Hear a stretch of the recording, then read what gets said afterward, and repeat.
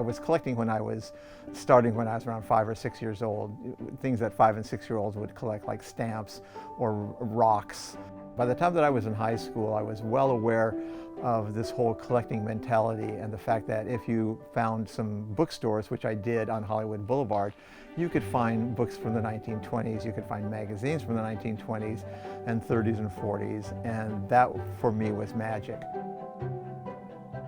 I'm Jim Heimann. I work for TASCHEN Publishing Company. My official title is Executive Editor of TASCHEN America, and I've been working for TASCHEN for about 22 years now. I started with Benedict doing the All-American Ad Series, but prior to that, he was aware of me by virtue of some of the books that I had done before I started working for him. When Benedict visited my studio, the machine in his head started clicking, thinking, okay, there's a lot of potential books that are sitting around here. There's a lot of things here that, because I've collected in certain areas very heavily for various projects, I know that those collections cannot be found anywhere else in the world. The magazines just proliferated. I started collecting psychedelic posters when I was going to these dance concerts in the late 60s. The collection started to sprout in a lot of different directions, so it wasn't concentrated on just one thing, but things that I was attracted to visually.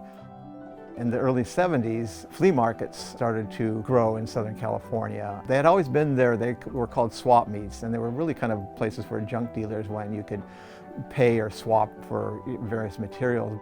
Started having antique dealers show up at these places. This flow of paper goods started showing up, and that really kicked off, the collecting, where it was a casual kind of hobby. It now became, part of my career. I imagine that at this point, I have somewhere in the neighborhood of, we're thinking 10,000 menus. Benedict was aware of those menus, and so he's the one who said, we'll do a whole book on them.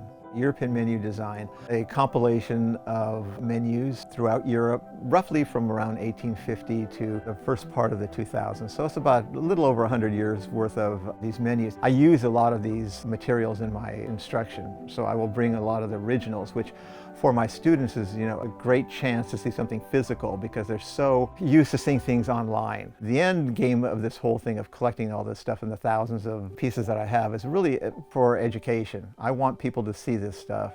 And the stuff that I have here is, I'm in love with this stuff.